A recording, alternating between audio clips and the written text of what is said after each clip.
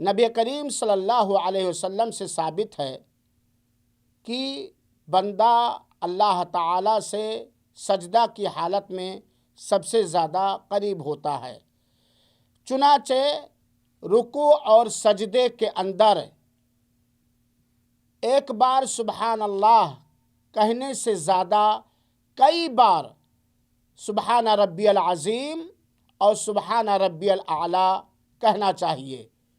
ایک بار کہنا تو ضروری ہے، لیکن ہمیں ایک بار سے زیادہ رکوع کے اندر سبحان ربی العظیم اور سجدے کے اندر سبحان ربی الاعلیٰ کہنا چاہیے۔ اسی طریقے سے یہ بھی سنت ہے کہ جب دو سجدوں کے درمیان ہم بیٹھیں تو رب اغفر لی یہ ایک بار کے علاوہ، ایک مرتبہ کے علاوہ کئی بار پڑھنا، کئی مرتبہ پڑھنا اللہ کے رسول اکرم صلی اللہ علیہ وآلہ وسلم کی سنت پاک ہے۔ اللہ ہمیں اس پر عمل کرنے کی توفیق عطا فرمائے، آمین۔